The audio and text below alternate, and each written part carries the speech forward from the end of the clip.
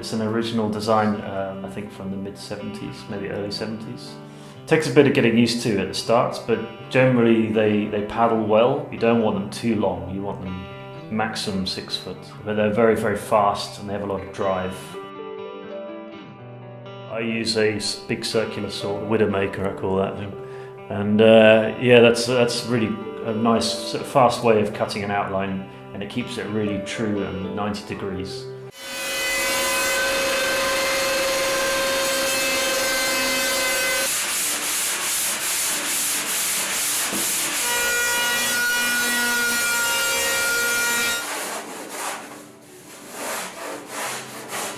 I always design the boards on a computer, and then I can print the board out in full and I make a wooden template. Then I use this wooden template to draw out a perfect symmetrical line.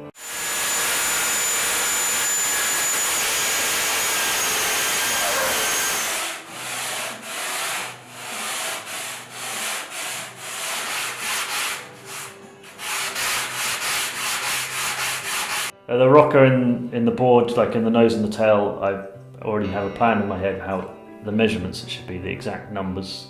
People have two techniques, but I do cross cuts with my electric planer. So it kind of looks like a set of stairs actually when you first do it, and then you smooth it all up with the planer again.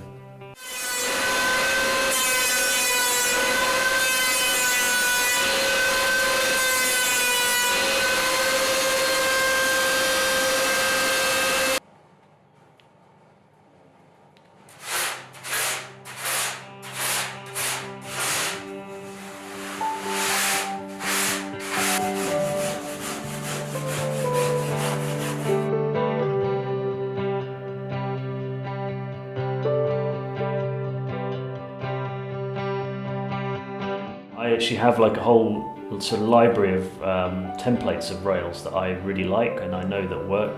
When you first cut the rail, it'll be 90 degrees and somehow you have to make that into your perfect rail that you've got in your head.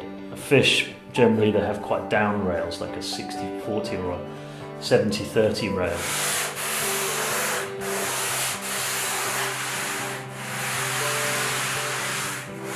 I have a sort of list of numbers that I use to cut that angle, and you'll cut it into what they call bevels, and it gets quite complicated.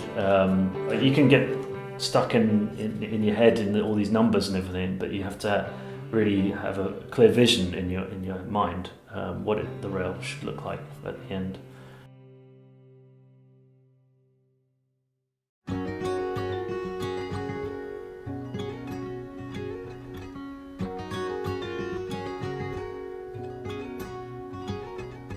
You shape the board as a square tail, and then just at the end really you cut the fishtail out. And yeah, essentially the fishtail it's like that because Steve Liz, when he designed it, he wanted to keep a very wide tail, but he also wanted to have essentially a cutout in the middle to reduce a little bit of volume in the middle as well. So it's a compromise between having a lot of width, but also if you just kept it as a square tail, it would be a very strange hand-feeling board.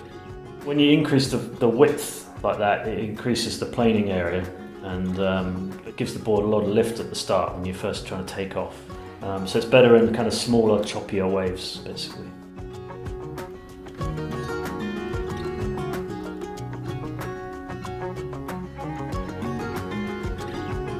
When we laminate the board, we mix pigment into the resin, and we'll have like a variety of different buckets with the colours in the resin, and then we'll pour the resin on into the way that we like, and it'll be a lot of flicks and splashes, and we sort of kind of throw it on really. But yeah, I like that technique, and I think the boards look great when they're finished like that. The other people will spray the boards. Some people don't even do any colour because it's quicker and it's cheaper, but I think that adds a lot of value to the board, and for every customer, all the boards will be different. You have to also make sure that it actually is sticking the glass to the foam. It's also a function. It's not just the looks, it's actually got to perform as a surfboard. So you have to make sure the resin is fully soaked and penetrated through the glass into the foam, and has a nice perfect layer of resin.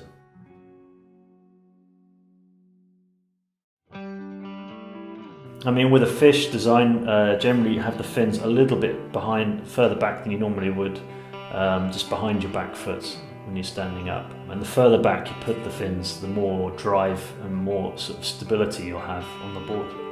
Further forward you have, the more sort of quickness it will feel, and more pivoty. Particularly fishes generally are very straight. They have their fins pointed quite straight, so the board feels very loose.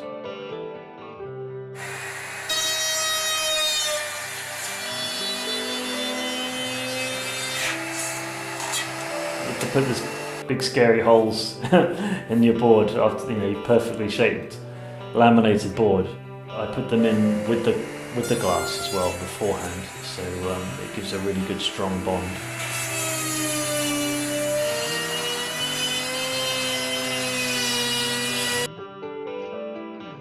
It's a keel fin. It's D fins, people call them sometimes. They have like a 7-inch base, which is much wider than any fin that you get, and they're not very tall either. And you're always trying to find like this sort of magic spot or sweet spot for every surfer.